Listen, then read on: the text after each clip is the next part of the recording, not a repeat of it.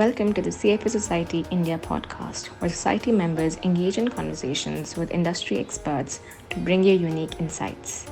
This podcast represents the views and opinions of the originally featured speaker and is posted with their express consent.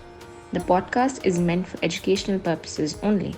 It should not be construed as research, recommendation, solicitation, or investment advice by CFA Society India. This episode is from the CFA Society India archives. Now, let's dive into today's episode.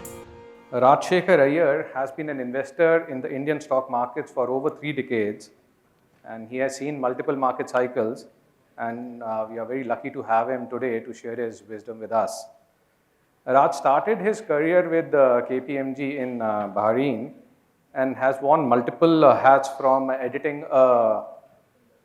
leading stock market magazine. He also sort of started a investment newsletter in early 90s, which was called the Value Investor, and also a newspaper called the Intelligent Investor.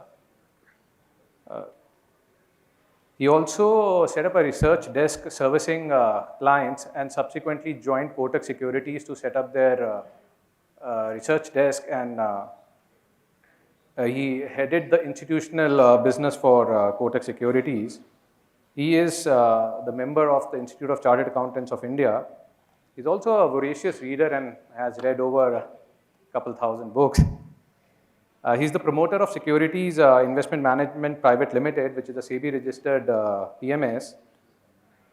One of the unique aspects of his investment framework is that he also uses technicals over the primarily sort of fundamental aspects to optimize the buying and capture the upside of excess returns.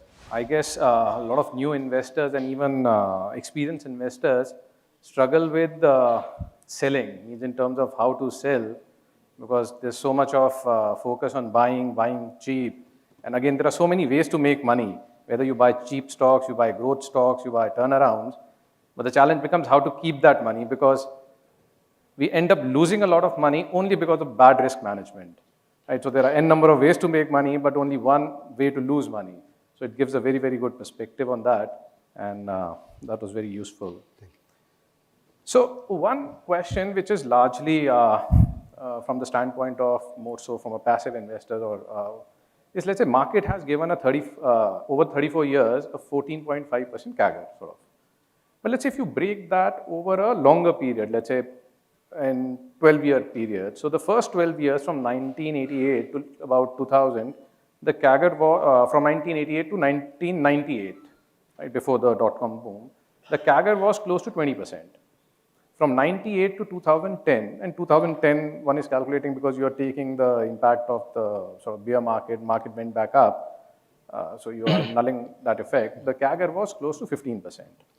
And the last 12 years from 2010 to 2022 currently, the CAGR is close to 10%. And 2022 currently we are also in a relatively benign market. It's not that market is down or anything. So over this 35-year period, what we are seeing is the compounding rate has come down, right, structurally. And obviously, one aspect is the interest rates also have sort of come down. We have been in the last 15 years in a sort of a lower interest rate regime. So how do you see, from a broader market perspective, returns over the next 10 to sort of 15 years? See, I look at it from 2 points of view. One is, what kind of return can you expect over the next 10 years? Now, if I go by Morgan Stanley's projection, it's as good as any. They're talking about 11% in dollar terms. For the market to grow, not returns. Returns may be 10%.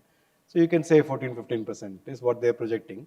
It could be 14, 15%. It could be 10%, depends on how GDP grows, depends on participation. But there is a natural tendency for returns to diminish when interest rates go down and when participation becomes much more. So obviously we've seen a lot more participation in the market in the last 10 years than we have seen in the previous time.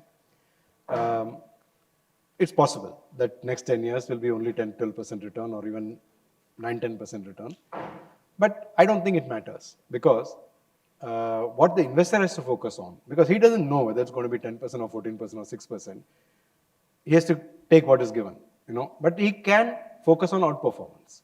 And if you outperform a 10% market by 10%, it's a 20% return for you.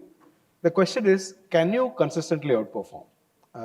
I draw comfort from two things. One is, there are people who outperform for long periods of time. I think Fidelity's Peter Lynch, outperform massively for years. There are many others who outperform for years. So how do they outperform? Now, just like there are different approaches to investing in the market, I think there can be different approaches to outperforming also. So if you're a George Soros kind of guy, you'll look at the macro and you'll go short at the top, get zero portfolio. If you're a Warren Buffett kind of investor, you look at the best companies that are not linked to the market overall and outperform that way. So you can use both tools. So even if you look at the last 12 years, 2010 to 2022, theoretically, if you had sold off when the index was around 40,000 and bought when it came down to 30,000, you'd have outperformed the market very comfortably. You would have. Can you do it? It's always worth looking for ways in which it can be done. So, right.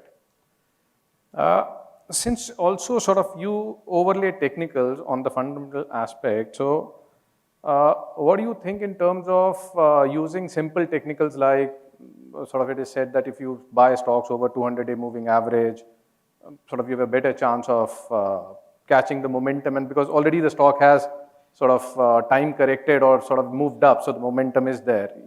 And even in terms of selling, trying to hold stocks through stage 2 in terms of stage analysis and sort of sell them during stage 3 to avoid catching the stage 4 falling. Do you think sort of this works in your sort of own experience? So, I look at charts, but I'm not a chartist, I'm not a technical analyst. So, and I may be wrong, but I've not seen too many people who choose stocks on the basis of charts making money. It's very difficult because, the market is random, really. Whatever past prices have done is no indication of the future. But that doesn't mean price doesn't carry any information. It carries some information, and it at least carries some valuable information for the short term. So I use charts for only two things, and I think I have found only two uses for charts. One is when I like a company, and I learn a lot from traders' techniques, although I'm not a trader. Traders have something called a setup, Now, the setup is all there for the stock, but they buy only after the stock has started moving up. So similarly, when it comes to, I like a company, somebody tells me I study the company, I think it's fantastic. This company is languishing between 160 to 200 for the last 2 years, and I think it's great, something is going to happen. But I wait, and suddenly it breaks out about 200, and that's a great time for me to buy. Instead of buying it at 170 and waiting, I may have to wait for the next 2 years. But I know that once it breaks beyond 200, I don't know, I think it's probably that it can move up much faster. So I remember in 1993 or 94, East India Hotels had not crossed 60 in some 8 years or something. It crossed 60, it went up to 140 in the next 1 year. So you have that breakout like that. If you like East India Hotels, I'd already studied East India Hotels, I like the company. When it broke, I had no fear in buying the stock. Similarly, when you bought a stock and it's become overvalued, you want to sell it. You don't have to sell it immediately because it's going up. Wait for the break to happen, because a stock which becomes 150 times earnings will come down. You will almost certainly see it correcting. Either it corrects in terms of time, the company's earnings come down, it's going to crash. It can crash quite fast. But when? We don't know that. It can go. But then you keep a price at which price can be arrived at on the basis of fundamentals, technicals, whatever it is, but you have to have a price. And that price movement is an important tool. Yeah, right. I guess you have talked about in terms of how you look at stop loss, whether it is a certain percentage of profits or the average daily trading range, in terms of multiple ways that you sort of come down to arriving at your... So if a stock is trading at, let us say, 60 times earnings, and I think really this stock, based on whatever I know about it, my analysis, it should be trading at not more than 25 times earnings. So company is earning 100 rupees, it is trading at 6,000 rupees. I think it should trade at 2,500 rupees. Now I know that if I don't sell it at the right time, the stock can go all the way down to 2,500. I can't take that risk. But it should not be trading at 60 times anyway. So what stops it from trading at 70 times? So I don't want to sell it. But if it comes down to 5,500, I may sell it. So it's a combination of fundamentals and technical. If I think the stock is worth 5,500 rupees and it's trading at 6,000 rupees, then I'm not in a hurry to sell it because it can always go down and Right. I guess next question is something most of the people here would be wanting to know. See, you have been fairly successful in sort of getting the start of the bull market or sort of getting out into a cash position towards the end of it. I mean, since you had that experience over the earlier sort of market cycles. So, in current context today, when we see the stronger companies, the leaders trading at much higher valuation relative to history and also in terms of relative to the growth. So let's say a company which has grown in the last 10 years at 10, 12%, trading at 80 to 100 multiple, the only way it can sort of justify that is if it starts growing at 20, 25%. But sort of history is against that. And that's the sort of environment where what we have largely in terms of the bigger companies. Obviously, there are some opportunities available in the small and mid cap space. So how do you look at this in terms of where we are in a market cycle and from a cash call standpoint? So companies which are very expensive compared to the growth rate, anticipated growth rate and historic growth rate are going to underperform, the market. Unless they are defensives and the market goes down a lot, they don't go down as much as the market because people are continuing to hold them. But in a rising market, they'll tend to underperform. But that's the nature of the beast. I mean, if some stocks have to outperform, some stocks have to underperform. So we have to figure out which stocks will outperform. And historically, stocks which have reasonable earnings momentum and are priced cheaper related to the earnings momentum, they outperform. So if you can't find any such stock in the market, then obviously the market itself is overpriced at a significant level. I think I have seen three reasons why bull markets come to an end. One is excessive valuations, which is the index itself is trading at 30 times earnings, 28 times earnings, really expensive. Or growth really stalls in a big way. So what happened in COVID? Right. There was a fear that growth would stall in a big way and the market corrected immediately. But then it turned out that it was not going to stall, it recovered. But that's the second reason. And third reason is liquidity. So when interest rates go up a lot, bull markets tend to. But I would say most markets terminate a bull run only if they're expensive. If it's cheap markets, they don't tend to do this. So I think one warning sign of a bull market coming to an end is always valuation. But valuation, at any point of time, there are some stocks which are going to be expensive. Right. So it's a personal, unless I was a trader, I would not buy those stocks. Okay. And see, I know you're a voracious reader. You sort of read a lot. You love reading. You've read thousands of books. And one of the books that really had an impact on you was Trading in the Zone by Mark Douglas. So can you sort of share sort of what gap it filled in your thinking and sort of... So I think the most important thing I got out of Trading in the Zone, see, I'm a chartered accountant. We are all used to looking at numbers. We are looking at analysis. If we make a mistake, we think I should understand more, But there are some things you just can't understand. The future is uncharted territory, To get it into your head that you don't need to know what is going to happen in the future to make money from it is a very important change in perspective. So what is going to happen over the next 10 years? Morgan Stanley says it will go to 11 trillion. Maybe it will not, But my strategy, so I remember in 2004, when the BJP government lost very unexpectedly, the market crashed. And Udayan was on CNBC looking very worried, and asking Rakesh Jinwala, Rakesh, were you expecting this, Rakesh, to my mind, gave a brilliant answer. He said, no, I was not expecting this, but I was prepared for it, Now, what can you expect? Can you expect election results will be known in advance? Can you expect market? But being prepared is more important than being, so, as long as 2000 years back, I think Marcus Aurelius wrote, everything in life boils down to one of two things.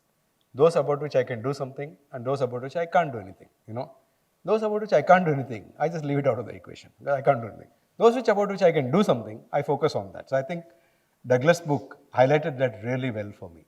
And the other thing in Douglas' book, and I think it's a very useful book for everyone to read, is that we operate from our belief systems. But our belief systems have no real validity. Our belief system is just based on our experiences. we could have had a complete different set of experience, had a complete different beliefs. Somebody else had that experience and all that. So when many kind of beliefs can be right or wrong, you choose the belief which is most helpful for you. There is no correct belief and wrong belief. There is useful beliefs and not useful beliefs. So you choose the useful beliefs.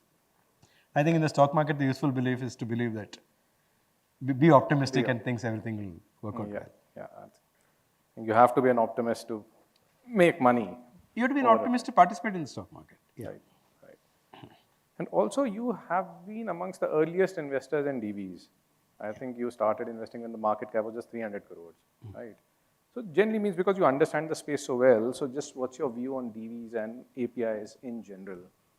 So DVs is not an API company, first of all. Although they do manufacture APIs, for me that was in a sense a sitter, because I knew the company really well when they came public, and it came public when there was a bear market going on. So nobody was interested in IPOs anyway.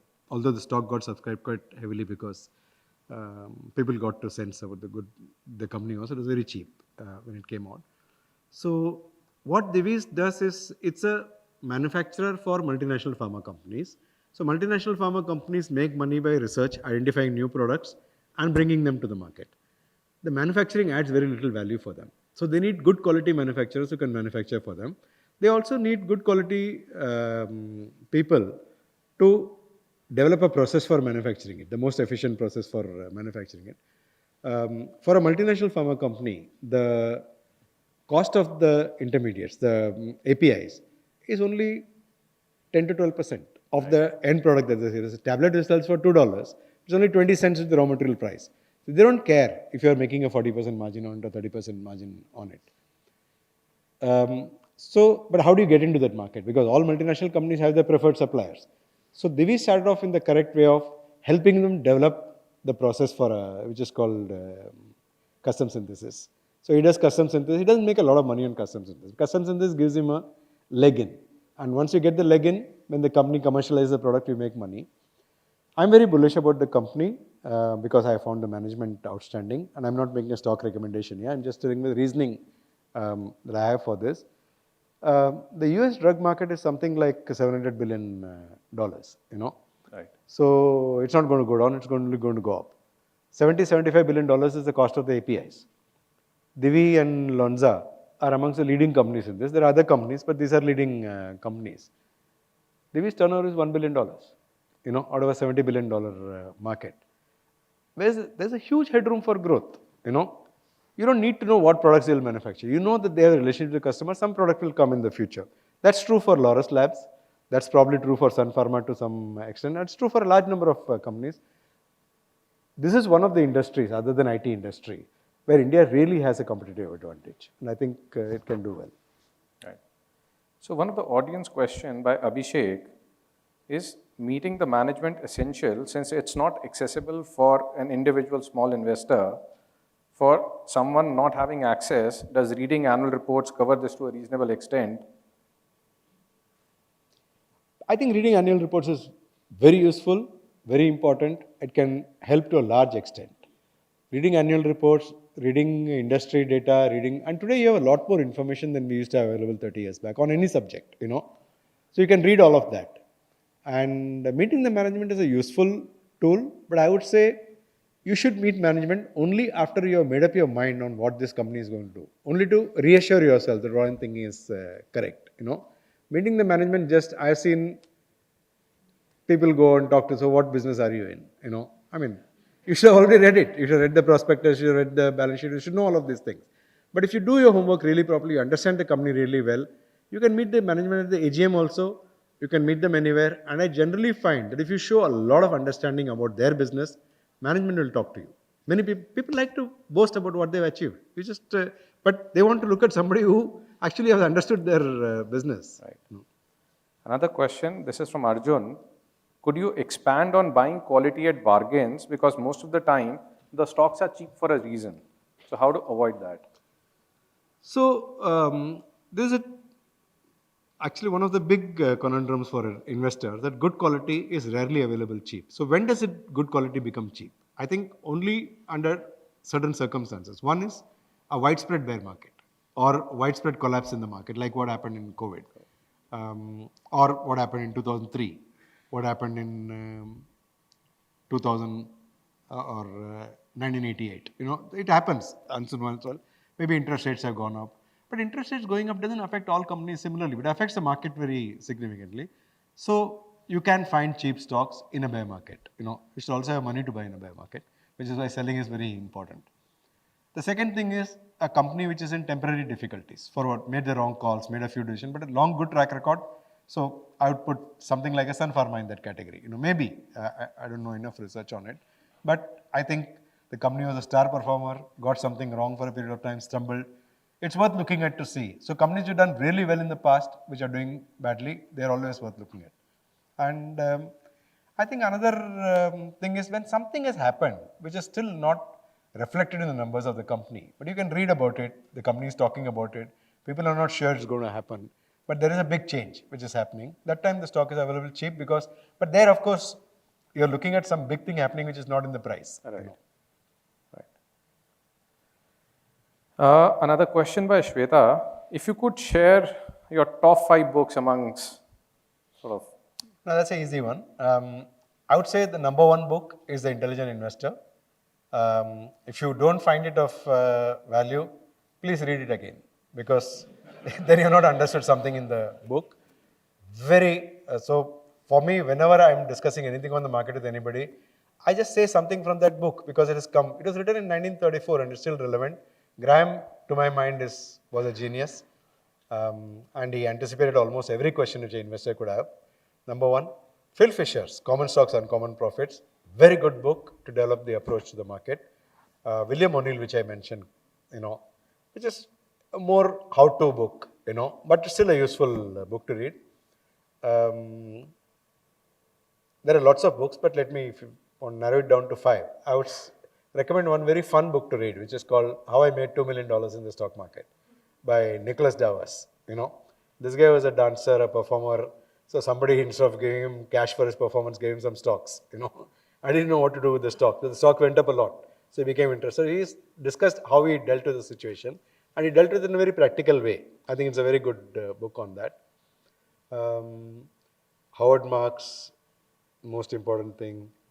But one book which I think is slightly out of fashion, but you must read it, is called The Battle for Investment Survival by Gerald Lieb.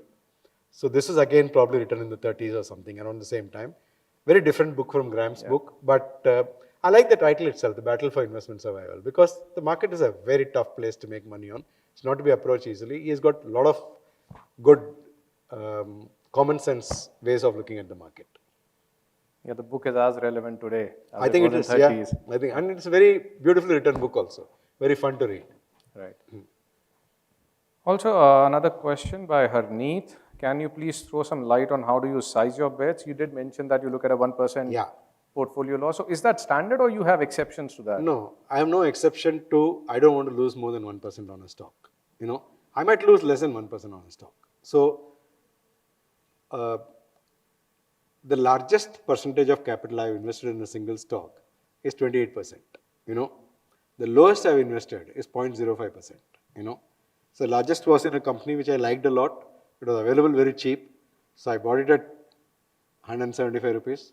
It went up to 250 rupees. So I bought some more at 250 rupees saying if it goes down below 175, I'll sell it. It didn't go down. It went up to 300.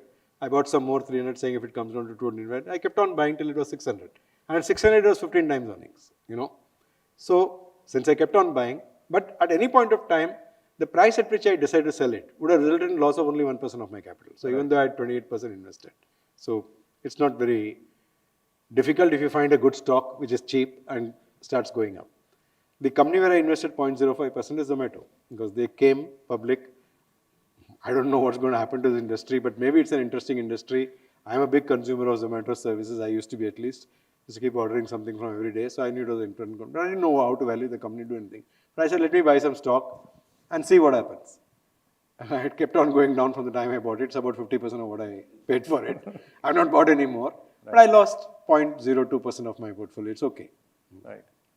And also as a strategy, if you like something at 100 to buy, would you buy more at 80, 70? Because a lot of investors end up doing that because sort of. Yeah, my method would just never allow me to do that. Although I think it's a matter of pride for people saying I bought it 100, so if it goes to 80, it's a vote of confidence in my own analysis that if I bought it 100, I should buy it. I don't have that kind of pride. If it goes to 80, maybe I'm doing something wrong.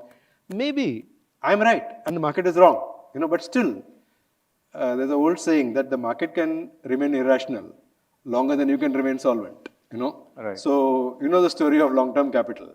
I think they were right in what they were doing, but they blew up their capital. But by the time they were right, they didn't have any capital left. Right. So no, I think I always say it jokingly. One of the best phrases I've heard in the stock market is "vatte vatte levanu, gatte gatte vechonu." So with a pinch of salt, that's what you need to do.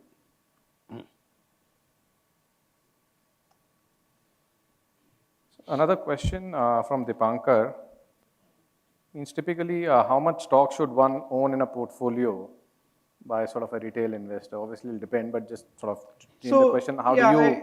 It's a good question because you don't want to put all your money in one stock.